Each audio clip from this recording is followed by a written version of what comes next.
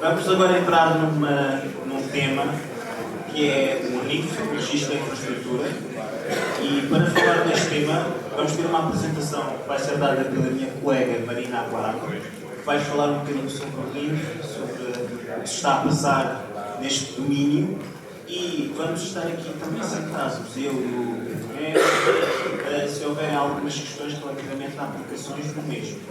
Mas, acima de tudo, vamos começar por fazer uma exposição do que isto se trata. Depois vamos ter algumas apresentações, salvo erro, da IP e de alguns colegas também do ferroviário para falar um bocado sobre estas questões. E depois vamos ter aqui uma discussão gira neste painel. Portanto, vou passar agora à minha colega Marina Aguado. Marina, o fórum é seu.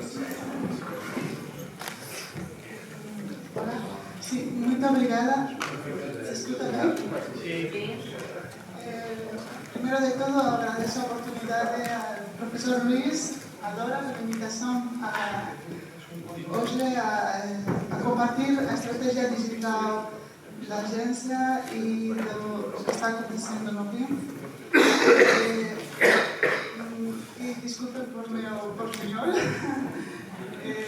Eu teño unha formación técnica, eu sou engenheira de telecomunicações, eu traballei 8 anos na Vale do Rio Doce, en Brasil, por eso que é unha vergonha falar que o meu portuñol agora mas eu compreendo as preguntas en portugués, así que eu agradeço porque é unha hora de presentación, é longa, así que se vocês têm alguma dúvida, perguntar, até melhor para mim parar e responder as perguntas.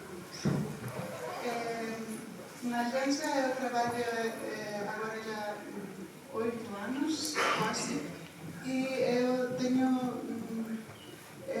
estou em diferentes áreas, primeiro registros, depois seguridade e agora eu estou trabalhando na área de Operational Data Unit, na área de dados operacionais, e a responsável por todos os sistemas de operacionais e registros da agência.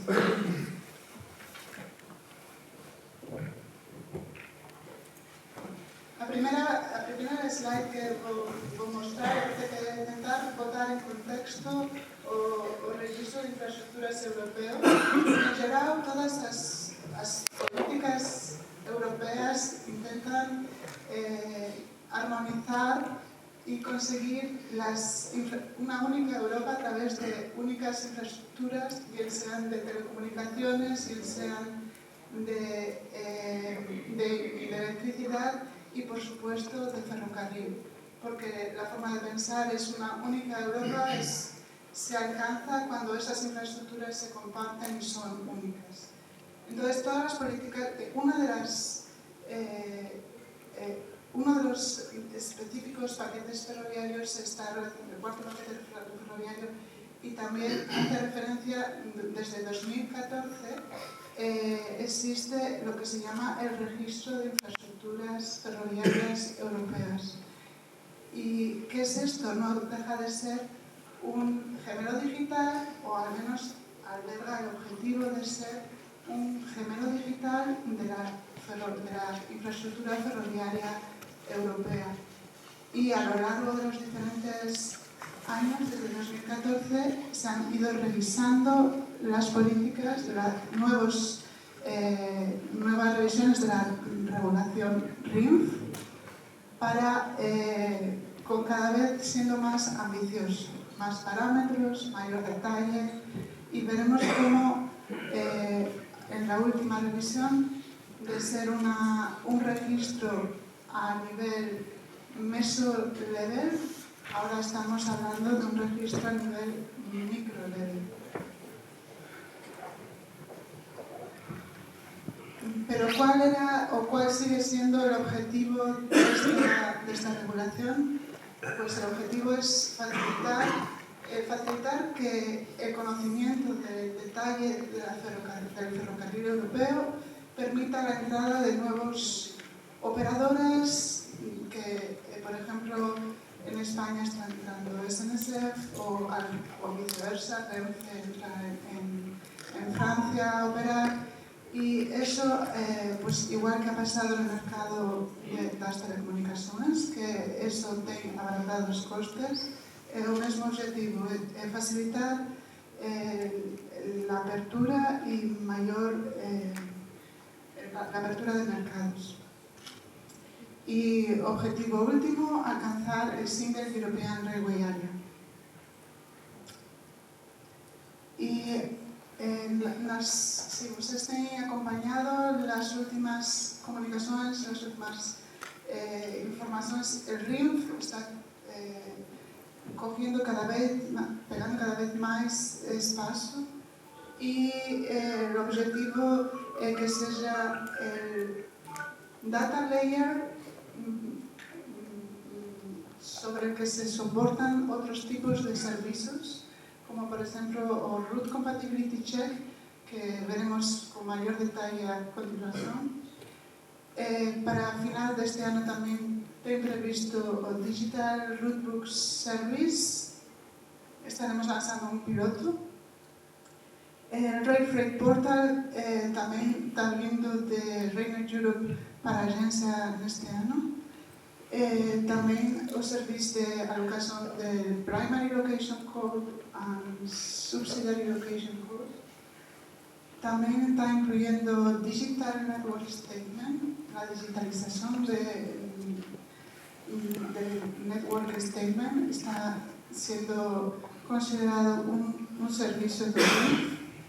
Y tamén o RINF va a popular automáticamente los KPIs Prime para capacity o capacity restrictions. Un otro proyecto ongoing es que la población automática de los datos del corredor TEN-T, que es otra regulación y es otro sistema de información que DigiMove alberga, va a ser automáticamente poblado desde el RINF. E a mesma cosa, hoxe día, RIS, el registro de infraestructura de Rainer Europe, usa los servicios de COI de nuestro RINF para proporcionar sus servicios. También en el futuro están previstos incluir ERSAT, que es el sistema de información para personas con reduced mobility, informaciones en las estaciones sobre la accesibilidad para personas con discapacidad. ISS, que es el Information Sharing System que está siendo el proyecto para Safety Occurrences. Y también potencialmente el Digital Map. ¿Alguna pregunta de ahora? No. Pero todo esto solamente tiene viabilidade si a provisión de datos é de boa qualidade. E normalmente en cada RISC, en cada comité, en cada reunión con DigiMove y con los diferentes member states se discute cómo es la calidad de la provisión de datos de los diferentes países. Y bon, congratulations para Patricia y P, porque realmente parabéns a esta provisión de datos de Portugal ten melhorado moito. E unha coisa que é importante que a gente cambie de opinión. A filosofía de RINF no es un fardo, una carga para la gente, no. RINF es necesario para todos esos servicios que mostré antes, y no porque tenga una obligación legal, más porque esos casos de uso van a proporcionar valor añadido de vuelta para quien está proporcionando información. Y uno de los objetivos que están siendo estudiados también es cómo potencialmente conseguimos la provisión de datos automática directamente de los sistemas de información en origen, porque ese sería lo que garantizaría a cualidade total.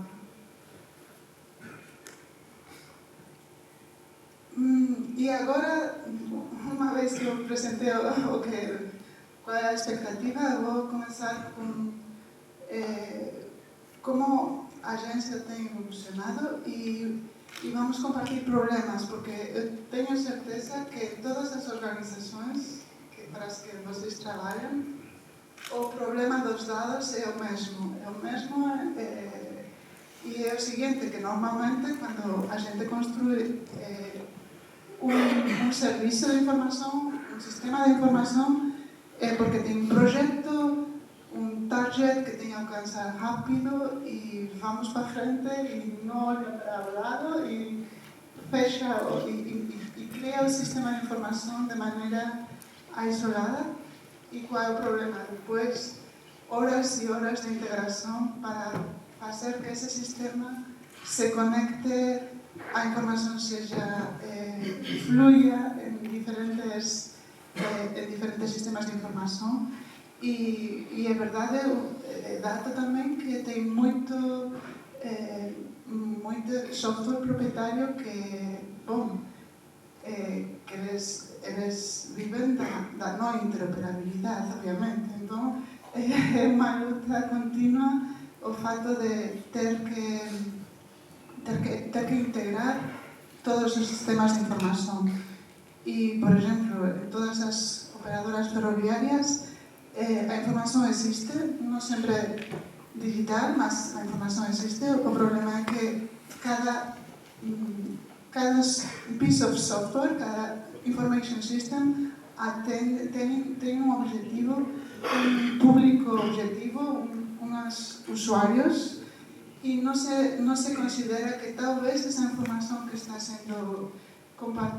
siendo obtenida puede ser utilizada por otros usuarios y beneficiar de manera global al sistema como un todo. Y normalmente lo que acontece es que se duplica la información, no se conecta, no se usan definiciones comunes, no se utilizan identificadores comunes. Entonces es prácticamente imposible hacer consultas federadas, que es buscar información en los diferentes repositorios. Y bueno, nada que no sea familiar para vosotros. Nosotros,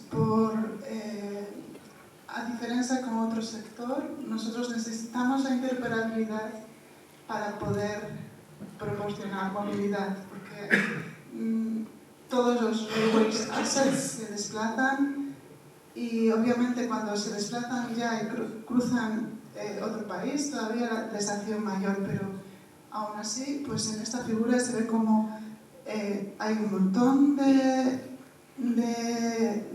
sensores, de equipos que proporcionan información de manera scatter, o sea, esparcida a lo largo del ferrocarril, y es muy difícil pues, de manera conjunta integrarlos.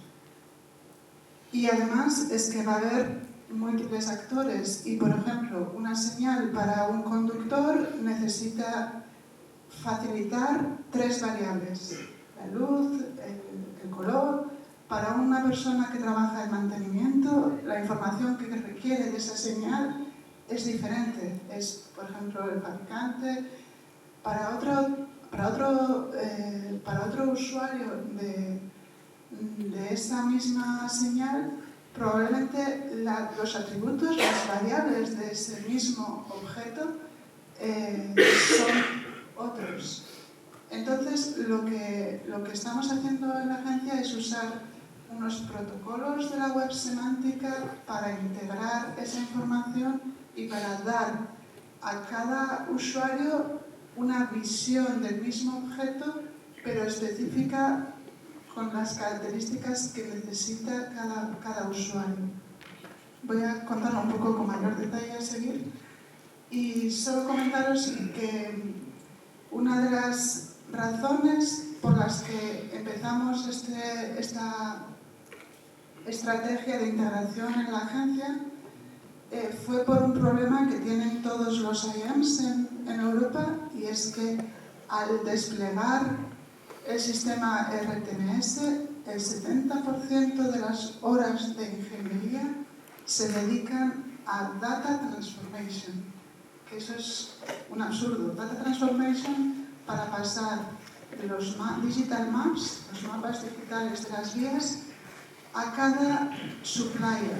Entonces, como no hay estandarización, eso genera vendor locking, porque una vez que el Infrastructure Manager ha dedicado tal cantidad de horas a esa transformación para el supplier A, no va a hacer esa misma inversión para el supplier B.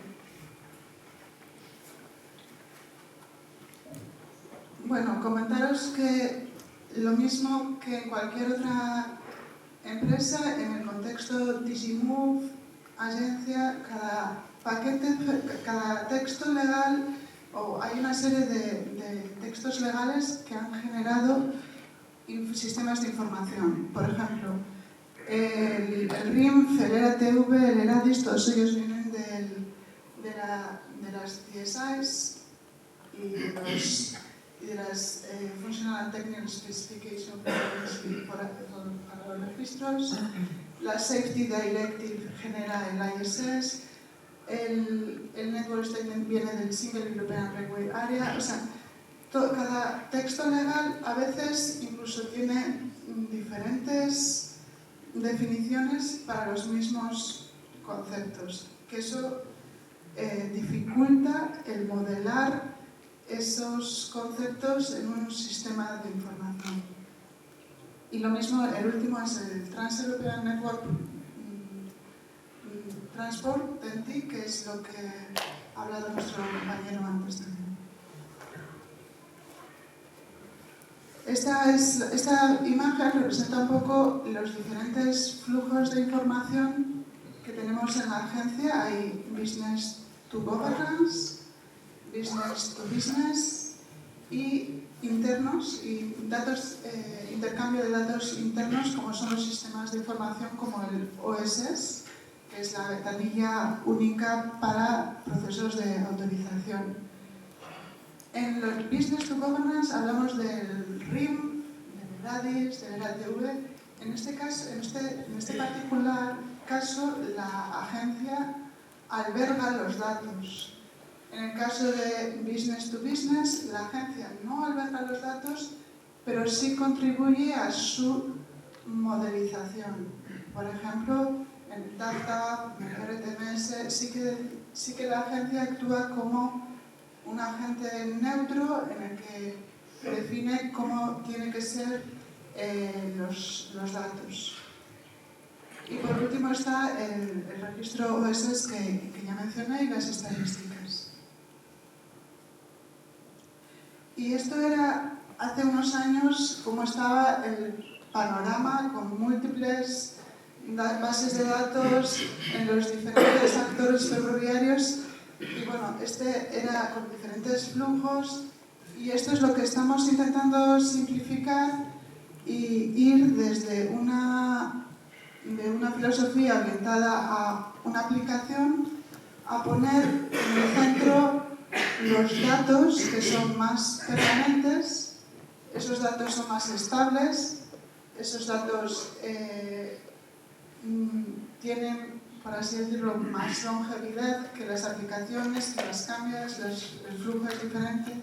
Y lo que estamos intentando es que las constraints que antes estaban, o restricciones, o requirements que estaban antes en el código de las aplicaciones, lo hemos llevado a parte del modelo de datos, vocabulario, ontología que vamos a hablar y explicar a seguir. Entonces, esa transformación se le llama Data Centricity, que es poner en el centro de la estrategia a los datos y no a las aplicaciones. Entonces, las aplicaciones consumen los datos que son más permanentes.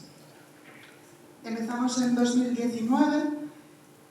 Voy a comentar cuáles son los registros que primero arrancaron con este approach y tuvimos la suerte que en 2020 el Management Board de la agencia nos refrendó esta estrategia diciendo que es válida, que vamos a usar Link Data, Web Semántica, protocolos abiertos y Data Centricity siempre que posible para facilitar la interoperabilidad. Y es la misma estrategia que también está siguiendo la Comisión, la EU Data Policy y los últimos textos legales de la Comisión.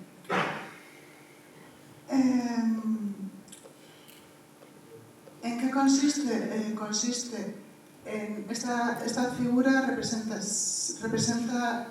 las diferentes escalas en interoperabilidad de datos.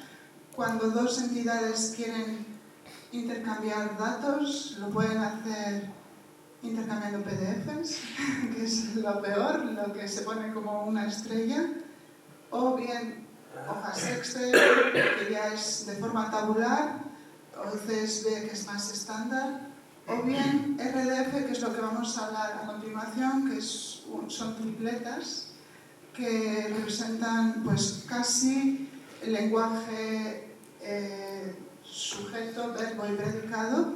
Es una estructura plana y más sencilla que permite que las máquinas, la automatización y que una máquina sea capaz de leer y de interpretar las instrucciones y lo que se dice. ¿Y por qué es importante? Pues porque la única forma de automatizar procesos es permitir que las máquinas interpreten esas instrucciones.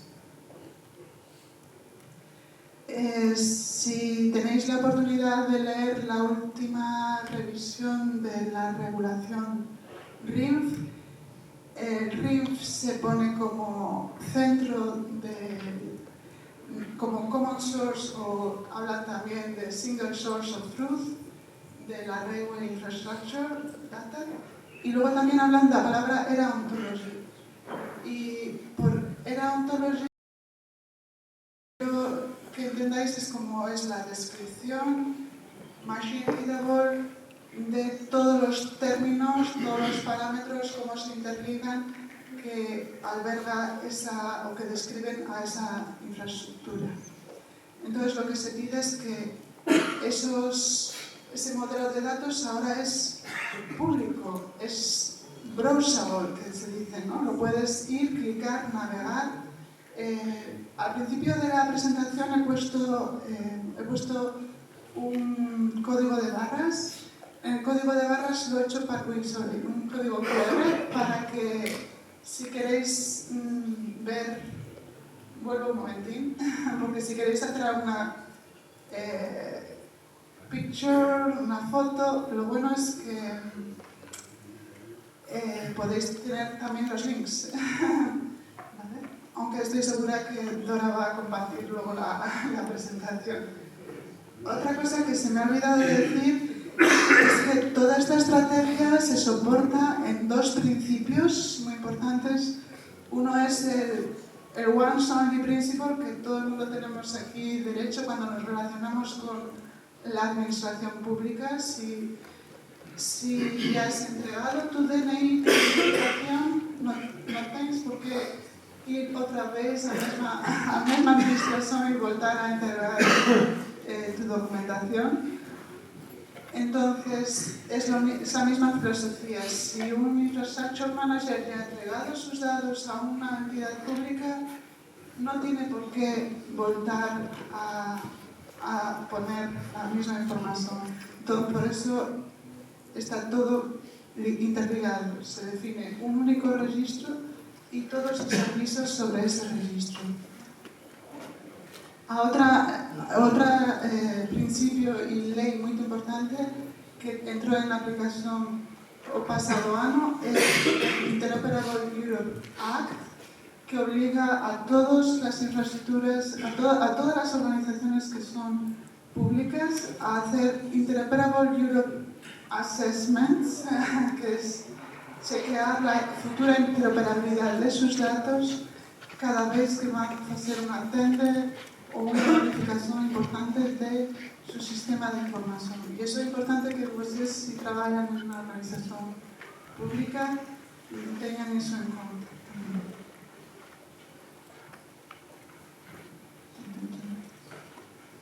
¿Alguna pregunta de ahora? Una otra palabra también que aparece por ahí es data spaces. Yo no sé si están familiarizados, mas la Comisión Europea ha identificado que hay información cada vez más valiosa y tiene una serie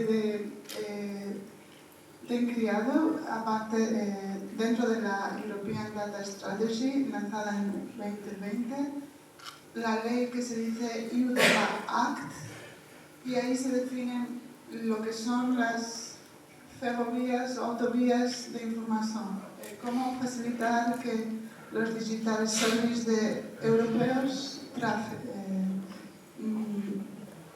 pasen por todo de manera transparente en toda Europa. Y ahora, ¿cómo está el RINF? El RINF se alberga en el Knowledge Graph, European Knowledge Graph. Ahora mismo consta de 100 millones de people, que no sé si eso para ustedes significa alguna cosa, más estos son los números que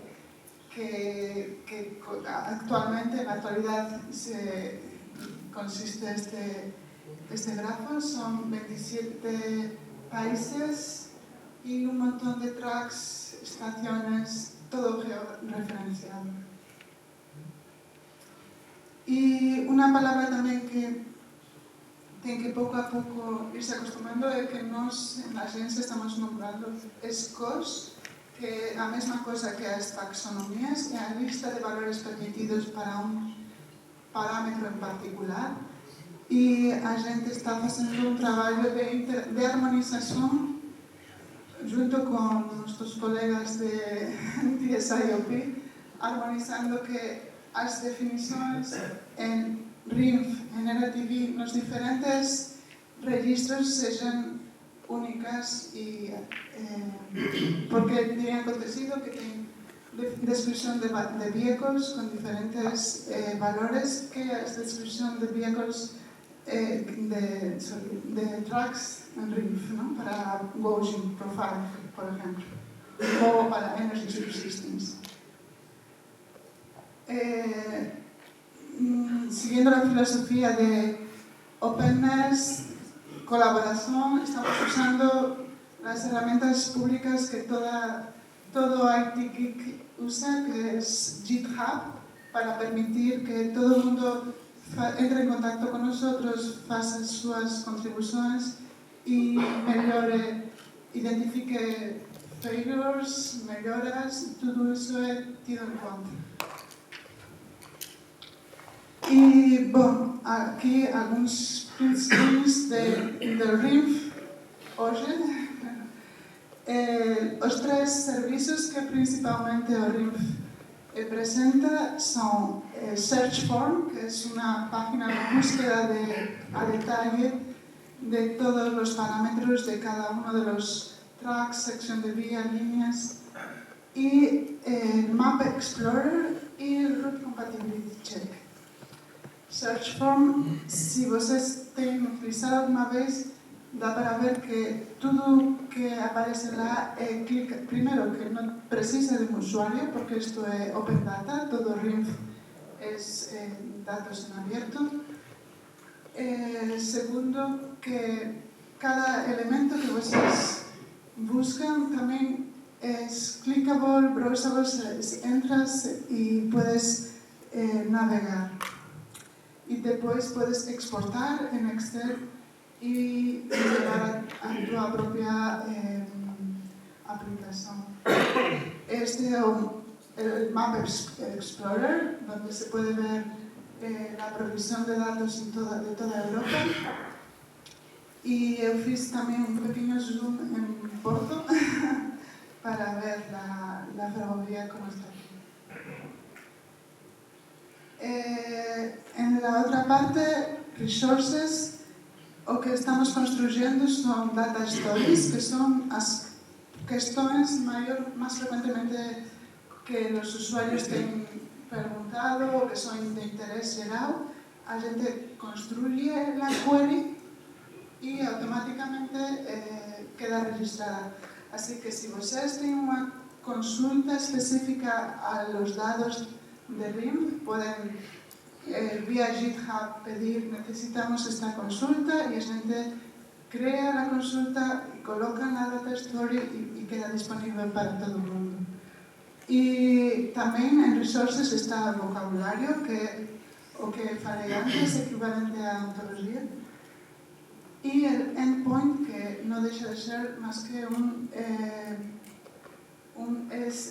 la base de datos donde vocês pueden lanzar queries y son los query services. No es una API, es mucho mejor porque você consulta, você crea o que en cada momento quer preguntar a la base de datos. Y por último, este pantallazo es de una root compatibility check que alinea entroncamiento Papilosa es entroncamiento Salamanca. Este es un ejemplo de cómo calcula la ruta. En principio son más de 160 tracks y en cada track compara si para ese vehículo las características técnicas son compatibles o no con la vía. Esta compatibilidad de ruta es un dos servicios que aparecen en el RIMF Regulation, que a agencia tiene que facilitar la información para que o ARU consiga hacer esa tarea. Y lo que a gente fez fue siguiendo las indicaciones de nuestros colegas de TSIOP que aparecen en el Appendix D del Root Compatibility Check, aparecen qué parámetros en RIMF y qué parámetros en LATV se tienen que comparar. Y a gente compiló eso y fez una algoritmia con los parámetros y es lo que aparece en la aplicación. Normalmente, cuando la agencia se enfrenta a ese problema de hacer un root compatibility check, el problema que nos tenemos es que o RIMF estaba ligado a un texto legal o era ligado a un texto legal que describían con detalle cómo tenía que ser el modelo de datos.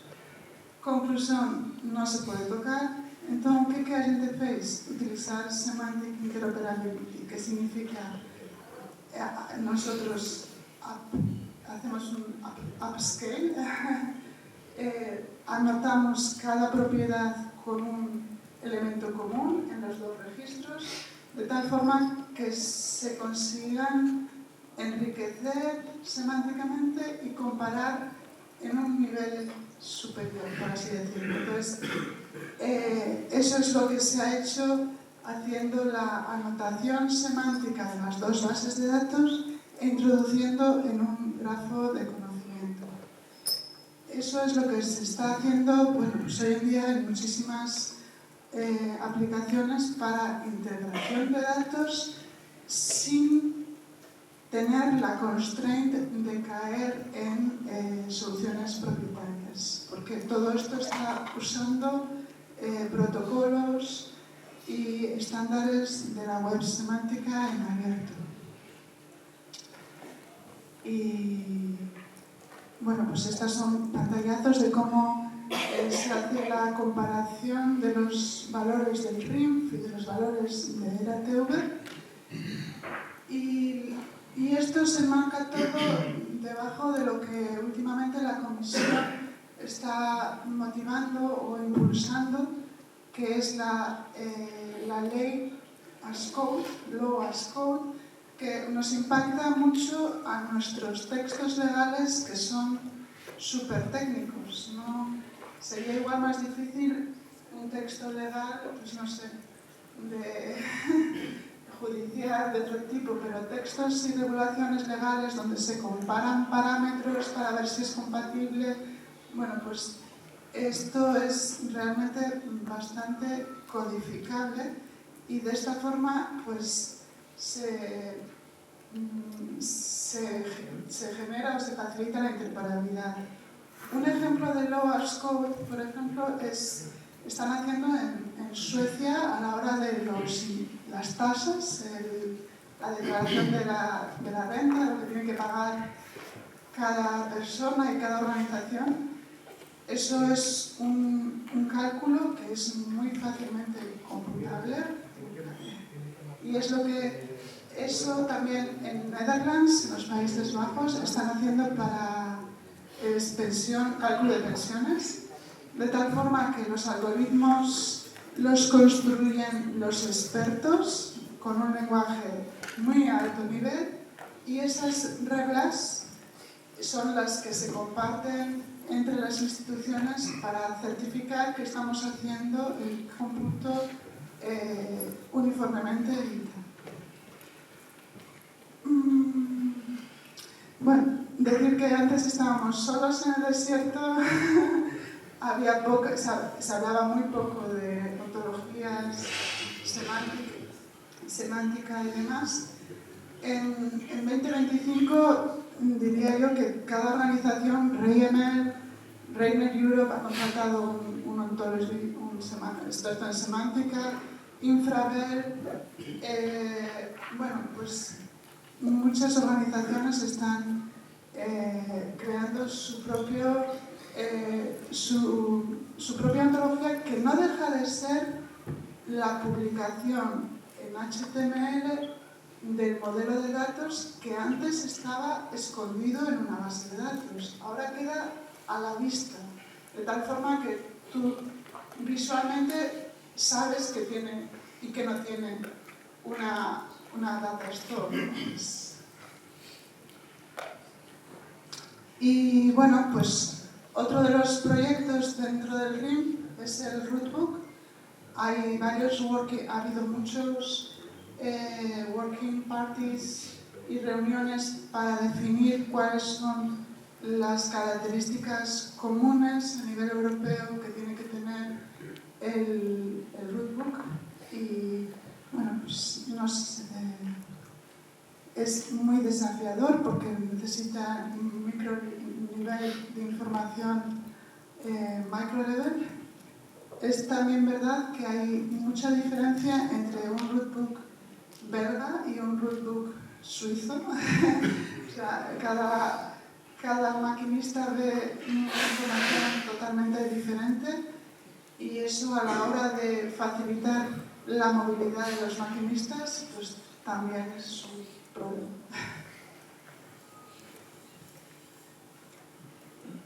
Bueno, aquí he puesto solo para que tengáis una idea de cuáles son los datos que son necesarios a un micronivel y lo que se está trabajando. Y este es el timeline de este año, que es muy desafiador.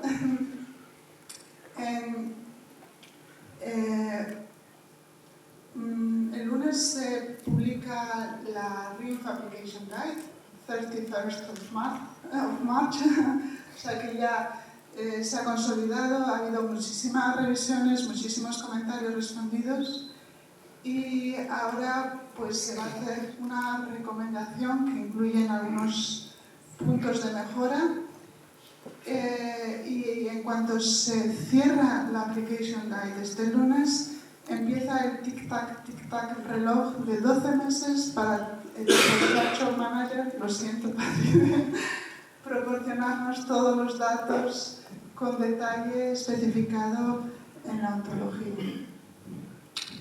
Y bueno, pues tiene previsión también de que haya un rootbook pilot en septiembre. Y no sé por qué. Sí. es que ha habido, después de la publicación de la RINF Regulation en 2023, en septiembre de 2023, ha habido durante un año diferentes topical working groups en validity dates, micro-level, root book, en diferentes topics, en signaling también, para completar la información de cómo se tiene que proporcionar todos esos parámetros. Estos no están los números, sí. Estos son algunos de los números que, bueno, más de 500 comentarios que han sido respondidos, change request alrededor de 30, 162 parámetros definidos. Bueno, ha sido realmente un año donde el equipo ha trabajado mucho. Y bueno, y vacaciones ahora, community building. Os invito a que vengáis a Cluj, donde va a ser la próxima Rail Data Forum. El año pasado hicimos una Rail Data Forum en Verona, que fue un éxito, y este año queremos desligarlo del cronograma de RTMS Conference, y por eso lo vamos a hacer, aunque probablemente la rutina sea bianual, pero este año lo hacemos en Cluj. Y ya la agenda, los programas están ya publicados. Y ahora preguntas. Alguém queira colocar alguma questão? Professor, Eu não sei se... Olá, diz Diogo Nunes. Fala nos desafios. A barreira, nós queremos todos falar a mesma língua na União Europeia para nos entendermos uns aos outros. Não sei se o senhor fala muito depressa. Não, eu entendo. Ok. Eu não falo, mas entendo. Como é que está a questão do idioma comum na ferrovia? Isso é uma questão que já está resolvida, não está resolvida? Agora é muito fácil com a web semântica. É muito fácil, porque agora, quando nós, a nivel de modelo de dados, definimos un concepto que es track. Normalmente a definición va en inglés, mas a gente coloca una anotación que dice PT, dos puntos, y pone a traducción. Entonces, cuando él va a encontrar tu explorador, que tu lenguaje es portugués, si a gente tem traducido, obviamente, toda a terminologia, aparece de forma automática. É uma das coisas que o bom desta tecnologia é que não precisas, porque os dados, al ser data-centric, os dados vão estar cada anotado em seu diferente idioma e vão aparecer de forma automática ao identificar com o navegador a língua de origem. E essa espécie de tradução foi feita por pessoas? Foi com a ajuda Foi do sistema? foi feita por pessoas, tem sido feita somente em espanhol, francês e inglês. Mas está aberto agora com esta proximidade via GitHub a que eu contribuo. Se me paras de si estamos usando AI para traducir, não. Não, ou para ajudar pelo menos para eventualmente acelerar ou... Mas, não, com certeza, eu acho que para traduzir é muito bom. Sim. Obrigado. outra questão que queiram colocar, ou um comentário? Eu só eu sempre vou estar. Não sei se está a funcionar. Não está.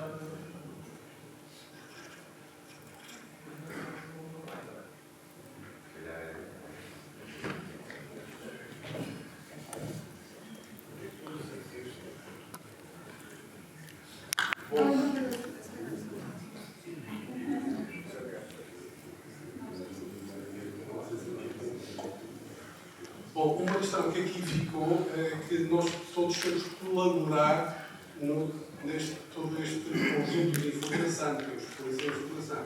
Em Portugal, vimos que a Infraestruturas de Portugal já fez uma boa parte desse trabalho, a maior parte desse trabalho.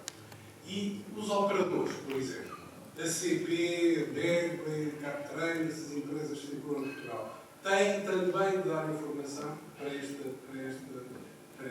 base de dados? Normalmente eles são consumidores, não? Sim, são consumidores. Mas, por exemplo, tem os veículos, falamos ali a definição dos veículos, tem a infraestrutura de Portugal, não tem toda a informação. Certo, mas todos os veículos têm que estar no registro de veículos que a gente alberga. E transferem para lá essa informação. Sim, está no Root Compatibility Check, nós pegamos, mas é verdade que precisas de LTV Type. Necesitas saber qual é o tipo de dados. Muito obrigada. Nada. Então, eu vou fazer aqui o... Está ligado? Pronto, professor, eu vou fazer aqui um resumo deste processo. Portanto, a Maria essencialmente focou-se na parte de digitalização, portanto, o processo em que se está a digitalizar o processo legislativo, o que está em lei, falaste na law, no code, e eu agora vou falar do processo dele próprio. Esta compatibilidade com o itinerário foi introduzido pela nova Diretiva de Interoperabilidade, que era uma coisa que já era feita, e vem no seguimento de uma necessidade levantada após a autorização do veículo. Ou seja, até aos dias de hoje, ou até recentemente, e ainda hoje, a compatibilidade com o itinerário está e estava normalmente associada, era feita ao mesmo tempo que o processo de autorização do veículo. Isto porquê? Porque na grande maioria dos casos, os veículos eram autorizados para um envelope de exploração, ou seja, para uma operação específica. Toda esta lógica da interoperabilidade e liberalização do setor prevê que o veículo seja autorizado aqui e que a área de uso desse veículo possa ser estendida para aquele lado, ou que seja autorizado para vários sítios. Apesar de se procurar uma rede homogénea, uma rede harmonizada, haverá sempre especificidades que não estão perfeitamente harmonizadas. Nós tivemos esta conversa imediatamente antes do Coffee Break. As próprias especificações técnicas de interoperabilidade oferecem várias opções. Tivemos aqui hoje de manhã, por exemplo, ali uma lista de características que são perspectivadas para a linha de alta velocidade. Eu recordo-me, por exemplo, do gabarito, o CTB+, ou o PTB+. Ora, se formos ver a ETI permite que o requerente é um termo técnico, neste caso, quem constrói a linha, que opte pelo gabarito. Posso utilizar um G1, um GC, no caso português, por razões históricas, por uma série de razões, optaram pelo PTB. Ora, aqui em Portugal utiliza-se o PTB, em Espanha utilizar-se-á outro. Isto é uma característica que, apesar de estar dentro da ETI, é uma opção. Ora, as ETIs não harmonizam totalmente. Haverá sempre determinado tipo de especificações do itinerário, daquela parte da linha. Inclusivamente, dentro da própria rede nacional, há diferenças. Temos determinado tipo de aspectos, determinado tipo de limitações, distâncias entre as coisas assim, pendentes, todas essas características, e algumas delas mesmo, que são até temporárias, são explanadas, são carregadas no RINF, nesta base de dados da infraestrutura. Por outro lado, quando se faz a autorização do veículo, o requerente e a própria autoridade da autorização, neste caso numa grande maioria dos casos, pode ser a autoridade nacional, garantem que o registro do tipo do veículo, o RTV que a Marina falou, tem as características do veículo. Aquelas que depois definem sobre a identidade do veículo, que vão permitir ao operador ferroviário, porque segundo a diretiva de interoperabilidade é ele o responsável. Isto agora vai ter uma discussão. Ele pode eventualmente subcontratar, não sei o quê, mas está a perceber, passando por cima disso, que lhe vão permitir, com base naquilo que está no RTV, nesse registro do veículo, cruzar a informação com o itinerário aonde ele pretende cruzar o veículo. Portanto, isto é o primeiro passo. Depois, obviamente, há o código de canal ferroviário, se quer por aí fora. Ora, este trabalho de digitalização disto tudo pretende a automatização até um determinado nível desse processo. Eu não sei se me consegui ajudar. Sim.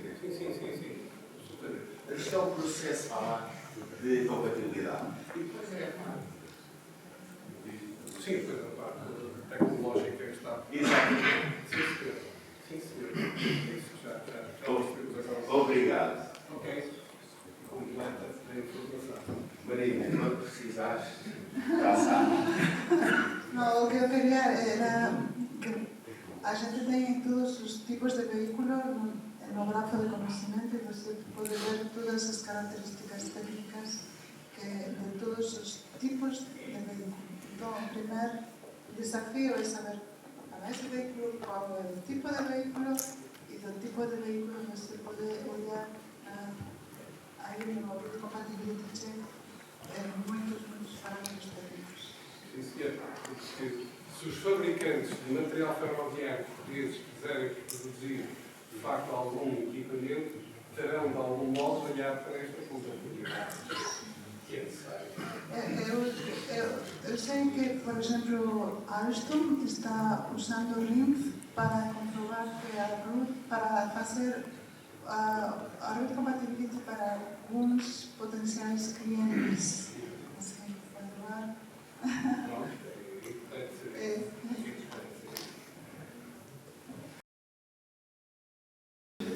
Muito obrigado.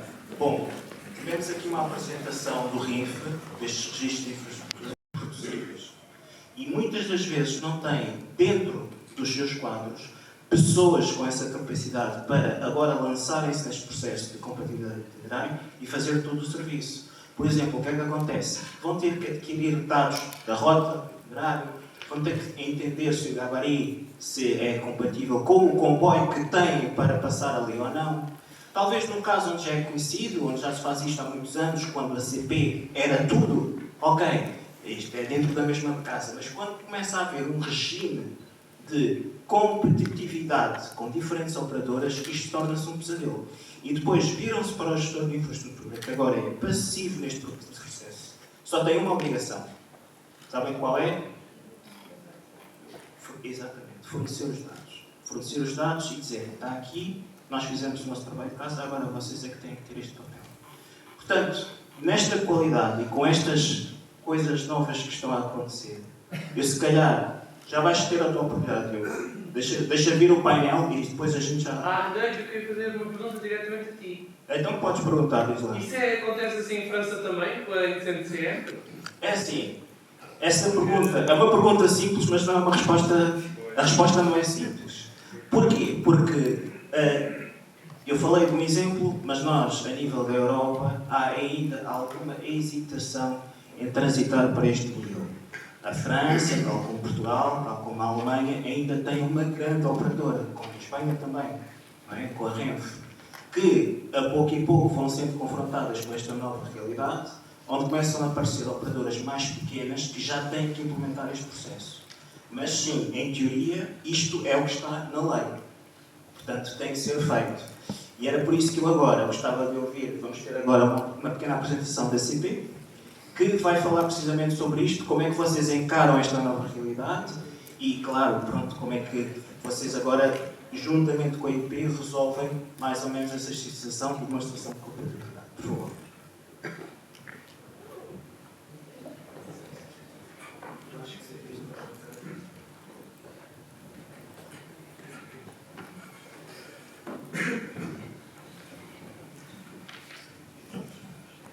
Muito bom dia a todos. Em nome da Comboios Portugal, queria, em primeiro lugar, agradecer o convite da CCM, à Agência Ferroviária e à Autoridade Nacional de Ferroviária, da Segurança Ferroviária, pelo convite e a oportunidade de virmos falar, efetivamente, de um assunto e de um tema extremamente importante, como será aqui os colegas anteriores e a explicação da Marina trouxe.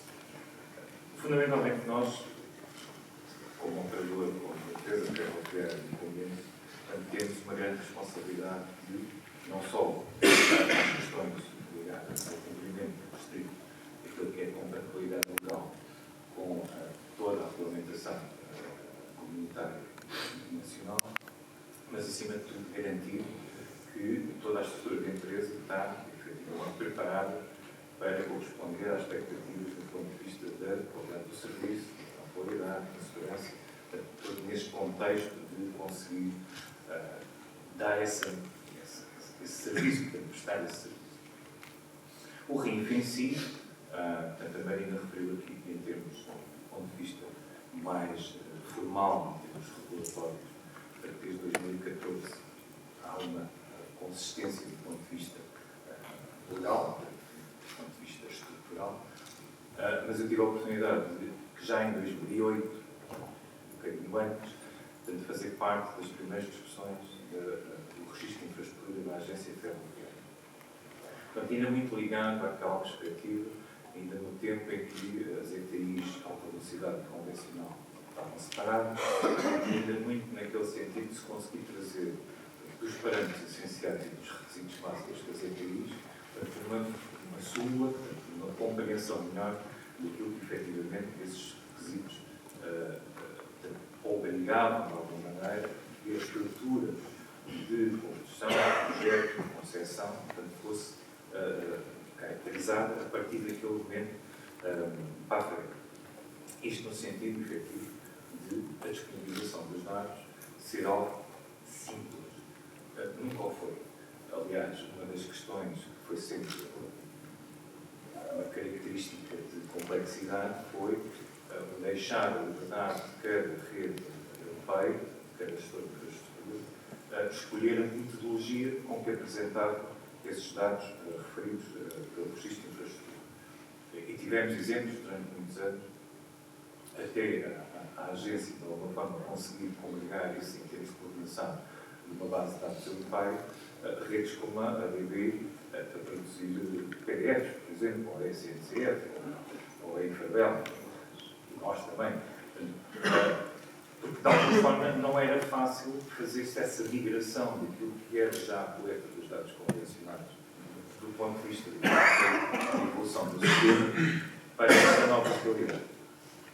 Felizmente, de alguma forma, esta percepção foi ganhando, de alguma forma, também a complexidade das discussões da própria agência e do desenvolvimento das ETIs, mas também do ponto de vista da implementação. Os relatórios de pós-implementação foram também registrando esta dificuldade e esta necessidade de haver uma coordenação muito estreita entre aquilo que era produzido pelas ETIs e aquilo que era, efetivamente, a necessidade de cumprir, portanto, esses requisitos. Obviamente, depois também houve aqui esta outra necessidade.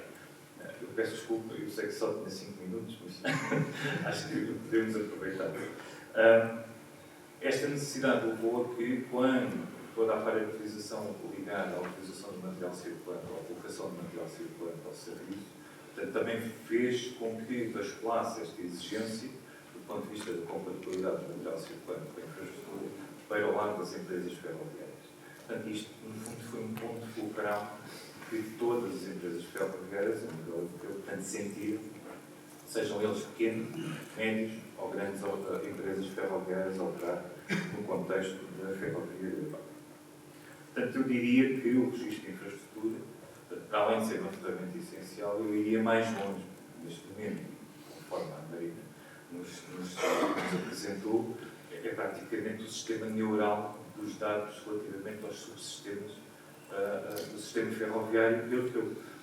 No fundo, é a parte sanguínea, quase diria, da movimentação de toda a parte estrita dos dados, sejam eles infraestrutura, energia, meio de controle de circulação, tudo isso está ligado, efetivamente, àquela exigência de infraestrutura, operação, circulante, portanto, cumprir aquela conicidade, diria, fácil de ter, entre o material e a infraestrutura. Portanto, esta imagem é um pouco representativa exatamente disso, portanto, nos tempos idos passados, portanto, do ponto de vista do material circulante, a preocupação fundamental, no nosso caso, com o CP, a empresa incumbente, portanto, tínhamos este predicado, que era, construíamos, de alguma maneira reabilitávamos, comprávamos material circulante para esta rede. Portanto, hoje em dia, a nossa necessidade impede, efetivamente, para além das questões que estão ligadas ao cumprimento dos contextos ligados às ETIs técnicas, infraestrutura, energia, controle de sinalização e por aí fora, portanto, do ponto de vista da nossa obrigação, portanto, é cruzar esta informação e garantir, não só na parte de planeamento, como na parte de operação, portanto, os dados sejam efetivamente coerentes e convergentes. Portanto, esta centralização vai ajudar e assegurar que os comboios são efetivamente compatíveis com a rede, portanto, que não há, como algumas histórias que têm havido nos últimos anos, portanto, algumas pequenas falhas do ponto de vista de que aquele material circulante poderá ou não circular de forma, do ponto de vista técnico, compatível com a bitola, compatível com o sistema de energia, compatível com o sistema de sinalização e, acima de tudo, também observando tudo aquilo que é a particularidade da interoperabilidade do sistema no contexto das secções transfronteiriças. Portanto, que aqui depois tem toda a sua importância do ponto de vista da interoperabilidade que é assim. Os benefícios acho que são evidentes.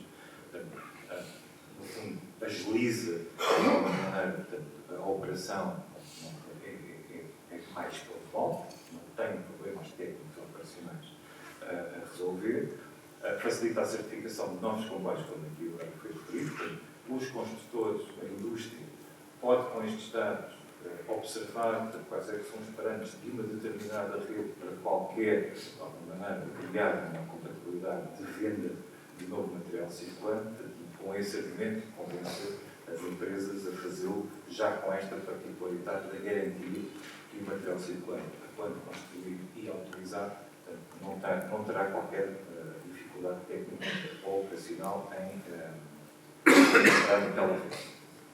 E depois, muito particularmente, do ponto de vista da empresa ferroviária, a questão da operação. Portanto, a segurança e a qualidade de serviço, para nós, é fundamental.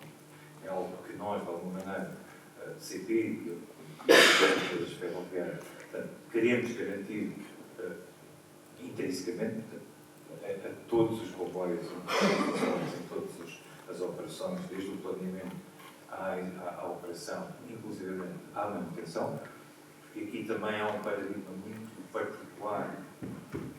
O regulamento das entidades encarregues de manutenção, portanto, observa também estes parâmetros de uma forma muito específica. Portanto, a manutenção e a forma como ela é realizada do ponto de vista do material que está em operação, portanto, vai observar também, muito particularmente, estes parâmetros.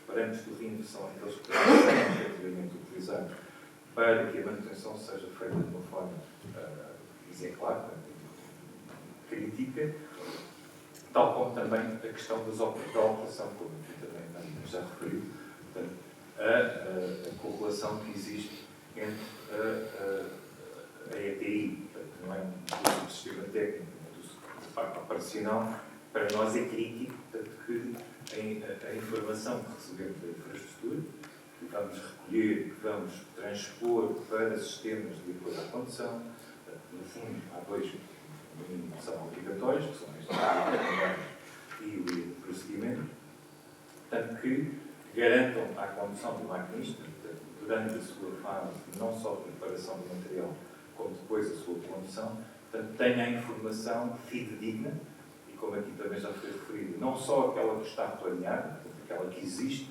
como aquela que é alterada, às vezes quase em tempo real. Dou um exemplo prático, que será efetivamente um dos sonhos que eu dizia aqui no João há bocadinho, é, por exemplo, termos as alterações de limitações de velocidade que se praticam em tempo real, aquelas que passam para além das 60 horas anterior da produção do comboio, poderem ser também geridas com essa informação, portanto, com a atualização do RIF e depois injetadas no sistema ETCS, por exemplo, pode eventualmente fazer a gestão dessa informação quase a tempo. Ainda não estamos lá, a compatibilidade técnica, portanto, dos dados é extremamente importante, portanto, a qualidade dos dados é algo que, e a Marina referiu exatamente isso, portanto, a questão que está ligada à interpretação dos dados, porque nem todos, nem nenhum, portanto, é igual a todo momento, depende exatamente da forma como a própria rede vai evoluindo, isso vai alterando, e como nós sabemos, o Teles há bocadinho deu-nos essa visão, portanto, nós vamos ter nos próximos 10, 15 anos de quase constante evolução da rede, de alteração de dados, de alteração de informação, portanto, e que para as empresas ferroviárias é primordial ter essa informação de qualidade, atempadamente, o que lança um desafio, neste caso a IP, da forma como vai conseguir fazer toda essa parametrização em termos de atualização da informação. Portanto, em sumário, é essencial para a CP, tal como para as outras empresas ferroviárias. Lança-nos aqui uma série de desafios. Uma delas é exatamente esta, portanto, é a adaptação interna, do ponto de vista do sistema de recolha, gestão dos dados, portanto, para as várias áreas, para o planeamento, para a operação, para a manutenção, para a segurança, fazer essa leitura e essa redistribuição dos dados internamente na empresa, portanto, é também primordial, um desafio grande, mas, efetivamente, o maior desafio é conseguir ter, de alguma maneira, esses sistemas preparados e montados segundo aquilo que são as regras, não só do RIF, como também das APIs. Portanto, é fundamental, portanto, isto para dizer que, tanto do nosso lado, para responder ao professor, portanto, do nosso lado, a informação que a SAP fornece ao ERATV, às outras bases de dados relativamente à operação ferroviária, é primordial, exatamente porque é bidirecional, como também vai ser, e é sempre fundamental e primordial, que as gestoras de infraestrutura, não só a IP, como todas as outras associadas na Europa, consigam também estar ao nível da atualização e da projeção dos dados. Infelizmente, aquele mapa que a Marina nos apresentou, ainda não estamos completamente harmonizados nesse sentido. E agradecer a vossa atenção e estou disponível para perguntas.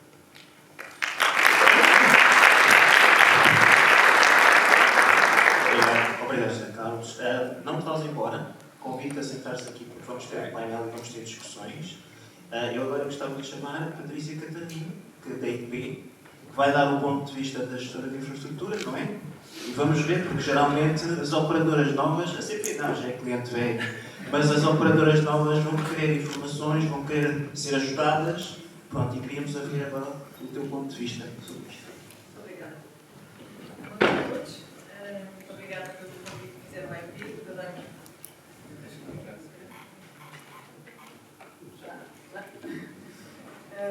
muito obrigada pelo convite, que é a oportunidade da IP dizer o estado da arte em que temos o RIF e este desafio, que é efetivamente um desafio, ter toda esta informação garantida e atualizada, não é?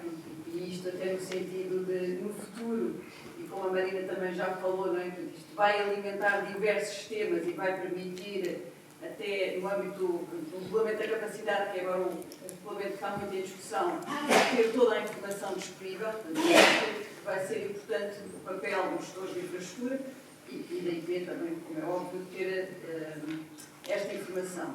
Também a Marina já apresentou, eu venho aqui já no papel facilitado, porque nós já temos um trabalho feito, né? Pelo menos comparando com o resto dos gestores de infraestrutura, nós até estamos bem classificados e portanto, já fizemos este esforço de ter a informação do RIF atualizada e esse esforço foi feito em 2024, lá chegarei, já vou explicar também como é que o fizemos, mas efetivamente houve aqui um esforço grande da IP para conseguir ter a informação.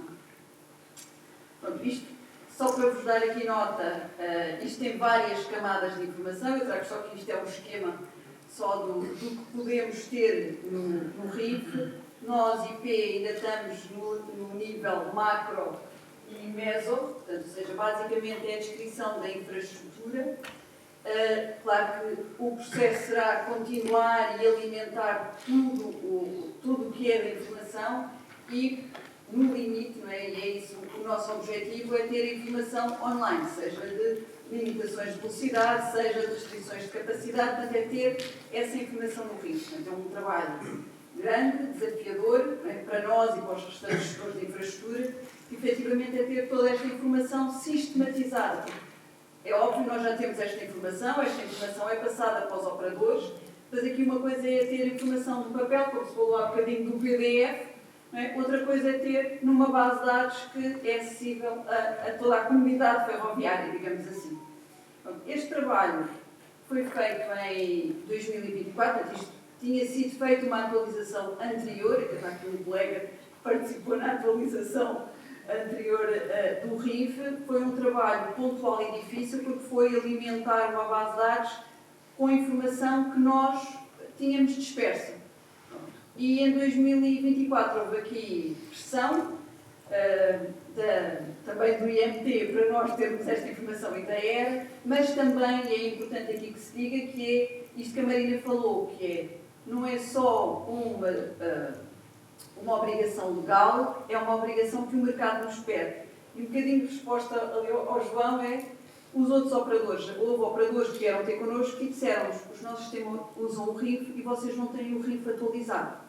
E dou-vos o exemplo da Beira Baixa, que já tinha sido completada, portanto, nós já tínhamos a funcionar o Covilhã Guarda, e quando o operador carrega nos seus sistemas os dados RIF, tem um sistema já a funcionar com dados RIF, esse troço não existia. Pronto, e, portanto, há aqui uma pressão também já do mercado a pedir-nos que carreguem a informação que nós estamos a utilizá-la. E este trabalho foi feito também em 24 por um grupo dentro da IP, a qual eu agradeço, a IP está grata a eles, as pessoas que estiveram nesse grupo, porque foi um trabalho, mais uma vez, de ir à procura dos elementos, quase não é dos PDF, mas é quase, em que fomos buscar ao nosso sistema de informação geográfica muito desta informação e alimentámos o RIF. Pronto, mais uma vez vos digo, era uma camada macro e meso, não estamos a entrar no detalhe. Mas pronto, este trabalho foi feito, permitiu-nos ter a garantia que temos a informação lá, a informação está correta e, portanto, temos aqui alguma folga agora para trabalhar em todo o resto do processo. E é isto que nos importa a seguir.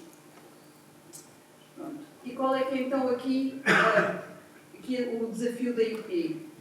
É deixarmos ter esta atualização pontual, ou seja, cada vez que há alguém que nos diz: olha, vocês não estão a cumprir, e vamos lá e está um grupo de trabalho só para alimentar aquilo, ou quando temos uma infraestrutura nova, vamos carregar. Aqui a ideia é: não, nós temos que trabalhar isto, e isto foi, vamos lá, abraçado até pela nossa administração, e nós temos que trabalhar isto e temos que trabalhar o nosso cadastro.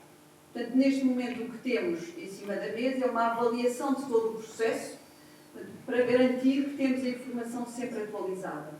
E isto significa que não estamos a trabalhar para o RIF, estamos a trabalhar primeiro para nós, para termos o cadastro atualizado e com toda a informação. Estamos a fazer um levantamento agora, neste momento, de onde é que são as aplicações.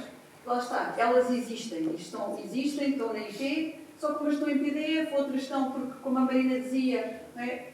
Se calhar a manutenção o que precisa, não precisa de saber que o AMV tem uma determinada velocidade, tem um sinal associado, não precisa de saber se o AMV está em bom estado ou não.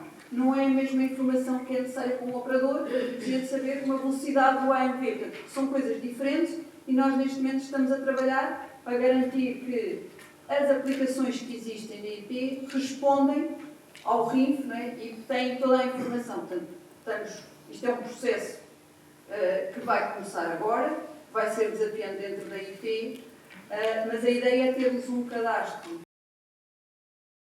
para garantir que depois temos a ligação ao RIF mais facilitada. Ou seja, o cadastro é alimentado por toda a empresa e depois é só atualizar o RIF.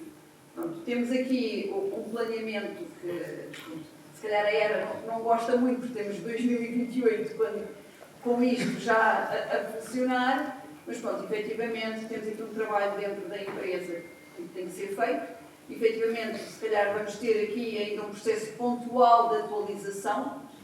Cada vez que tivermos uma nova infraestrutura temos que atualizar, mas é um trabalho que tem que avançar, é pesado, mas está no bom caminho. Achamos que este é o caminho e que vamos ter esta informação atualizada. E trago-vos aqui só aqui uma nota que começámos a fazer, efetivamente, uma avaliação das aplicações e todos os sistemas que temos, e ali no meio temos várias aplicações, e edifícios, SVIAs, e aparelhos, IPNs, catenários, ou seja, vários sistemas dentro da IP que já sabemos que existem, estamos a mapeá-los para garantir que a seguir vamos alimentar o cadastro. Pronto. E isto é que o foco principal é termos um sistema consistente que nos permita dar resposta a tudo isto, seja aos corredores, seja ao RIS, como falámos, seja a alocação até de capacidade no limite, ter a informação toda. Portanto, precisamos ter isto mapeado, agarrado e para alimentar o RIF. É este o propósito e não ficarmos agarrados só a um regulamento que é obrigatório e que temos que alimentar. E esse foi o propósito deste avanço para este sistema que é maior que o RIF. Para isso, candidatámos ao CEF, dentro de uma call que foi feita apoiada pela RailNet Europe, e portanto estamos neste momento com a candidatura em aberto para o CEF. Aqui a ideia é apoiar, de alguma maneira, alavancar este projeto no CEF para nos permitir, efetivamente, fazer esta implementação do RIF. Primeiro, numa primeira fase, ter a avaliação do que é que temos, do que é que precisamos adaptar nas nossas aplicações e depois, sim, termos todos os dados, que é esse o objetivo, não é? Não são as aplicações, são os dados que estão por baixo dessas aplicações para permitir que os operadores tenham essa informação e que seja disponibilizada a toda a comunidade ferroviária, digamos. E é isto que tenho. Muito obrigada. É o estado da arte.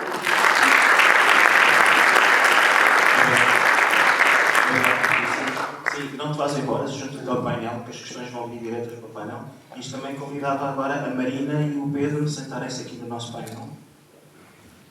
Eu vou ficar de pé, que é para andar aqui a provocar um bocado as questões.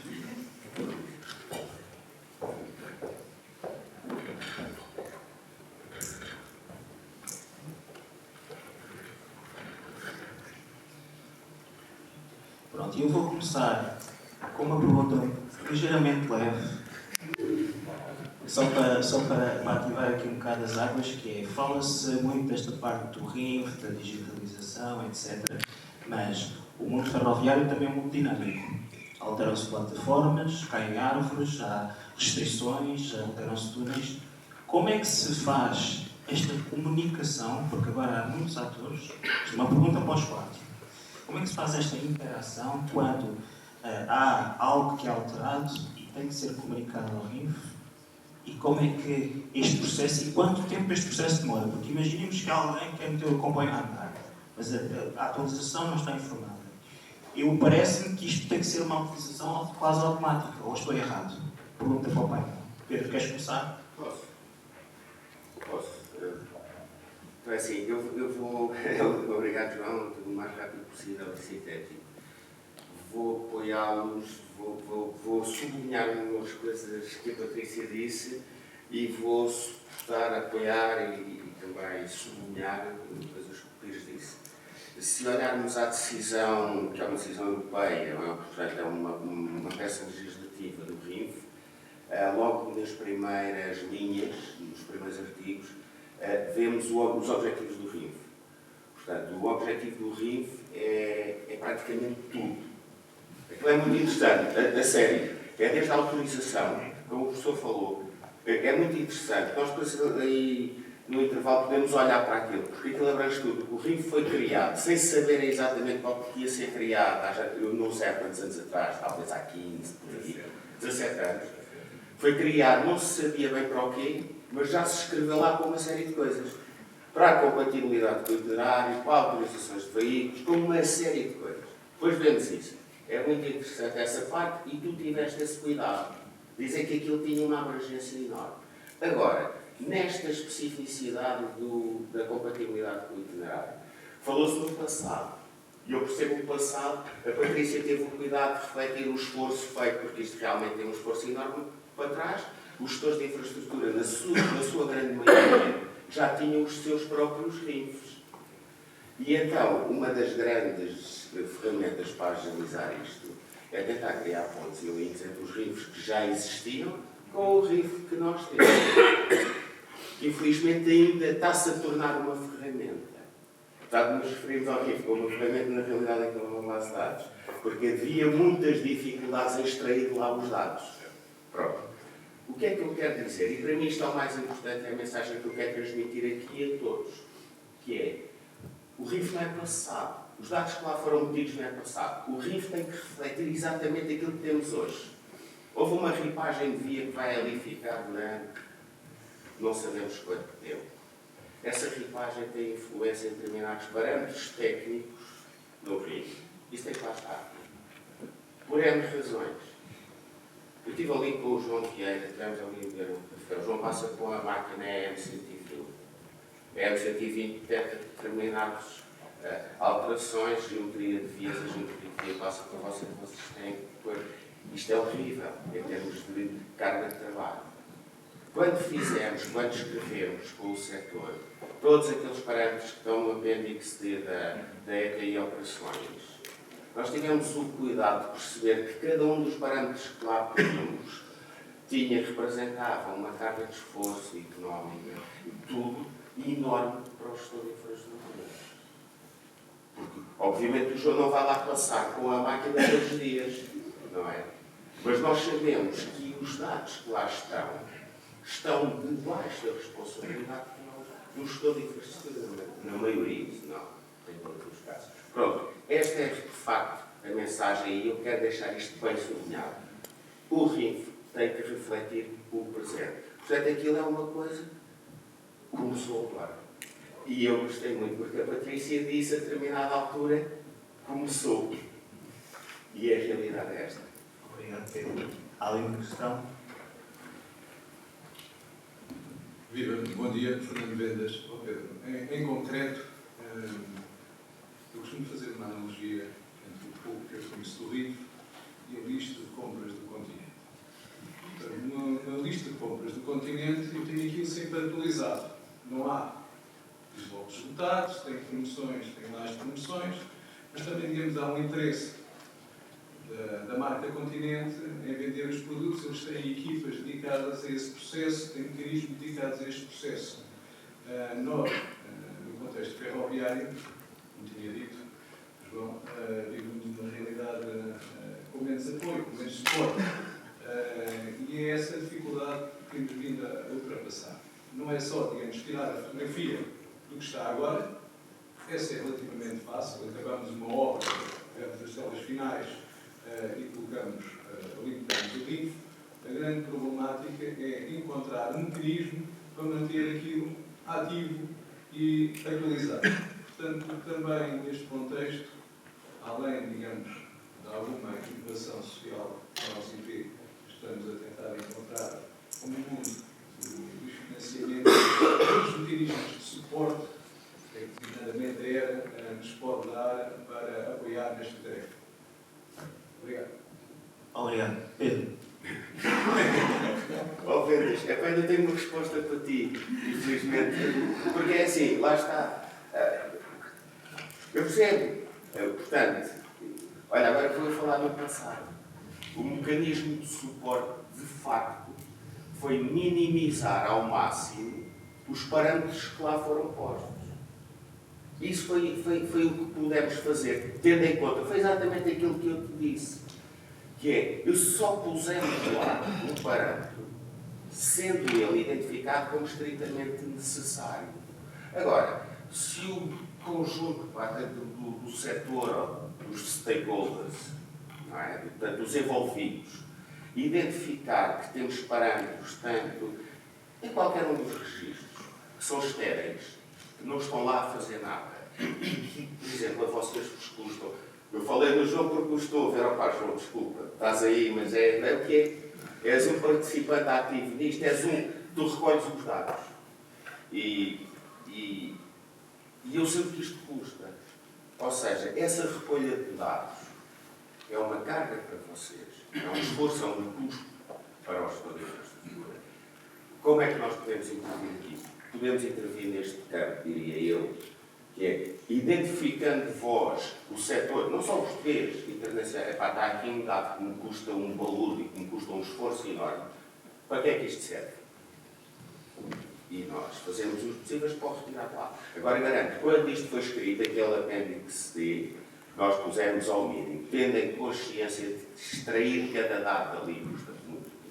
É exatamente isso que tu estás a dizer.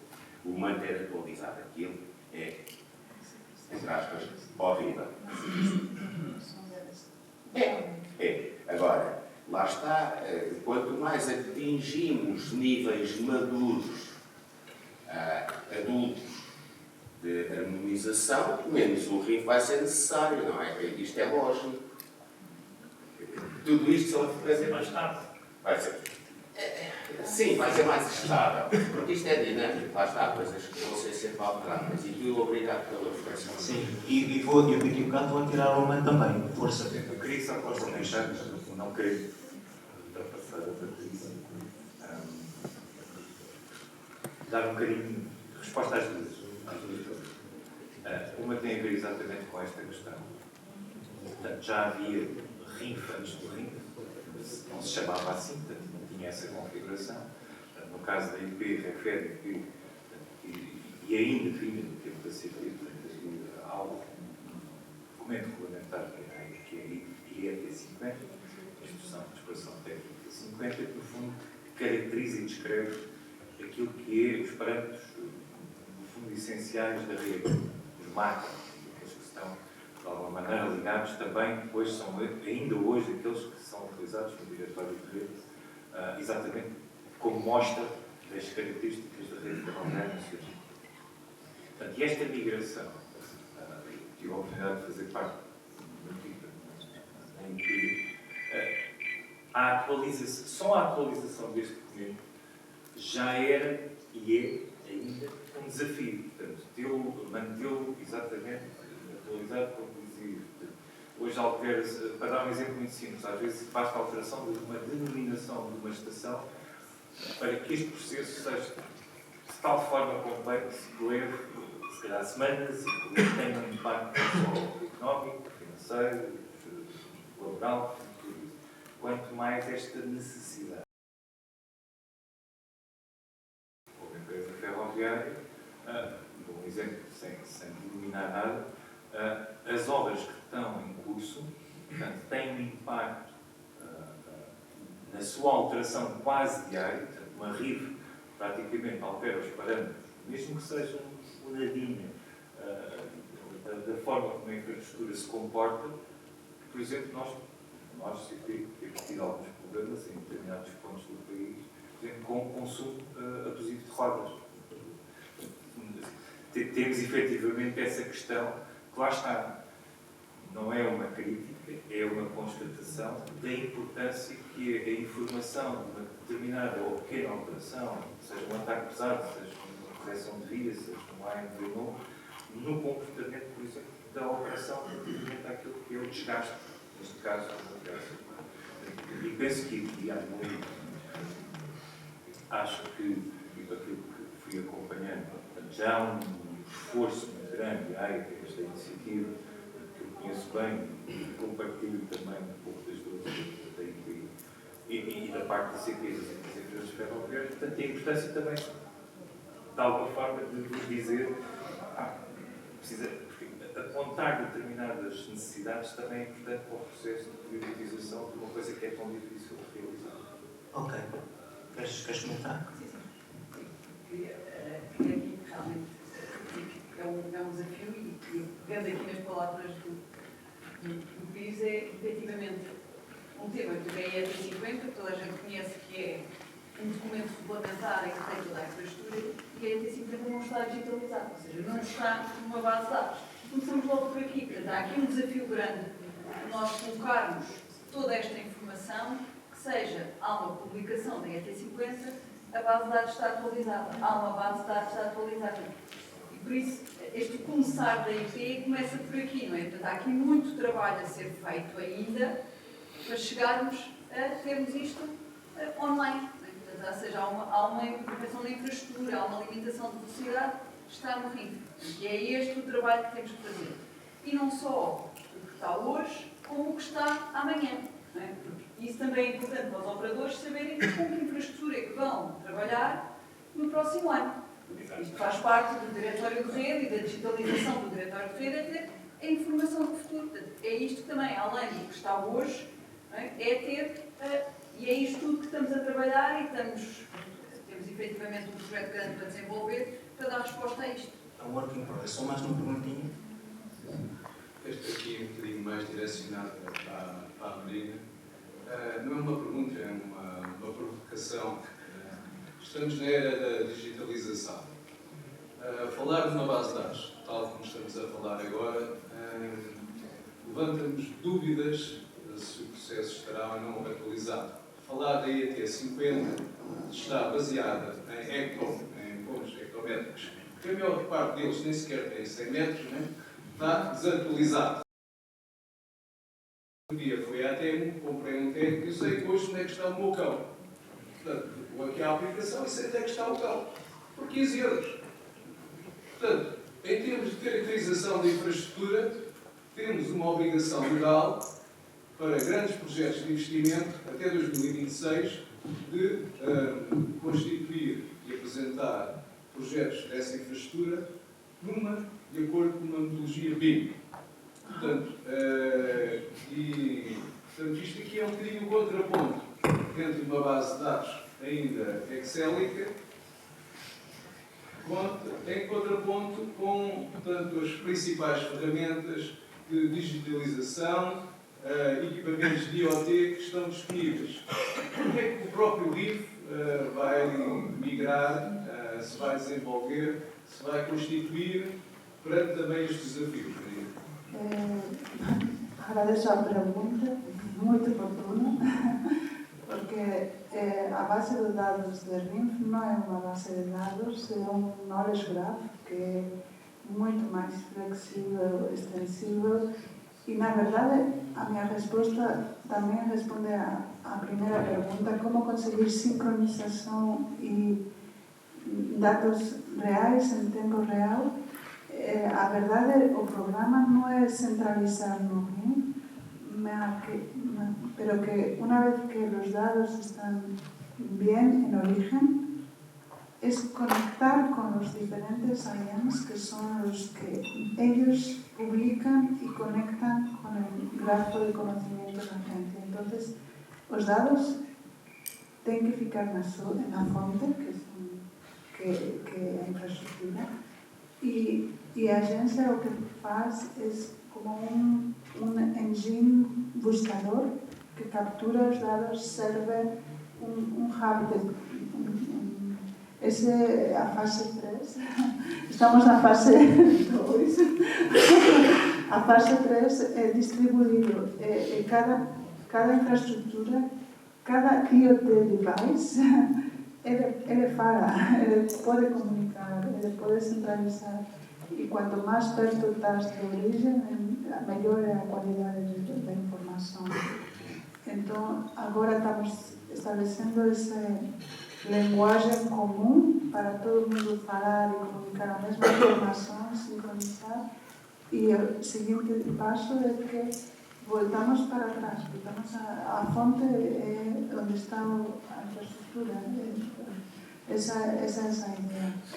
E BIM não é mais moderno que non escuramos da gente. Posso te falar BIM, tecnologia com URL, e nós estamos mais modernos nesse aspecto. Essas são as boas notícias. Obrigado. E a parte disso é fechado, BIM. Obrigado, Mariana. Hoje estamos mesmo na hora, vamos almoçar e há mais discussões que vocês podem apanhar aqui os nossos colegas lá fora. Então vamos agora interromper, vamos ao almocinho e uma salva de palmas.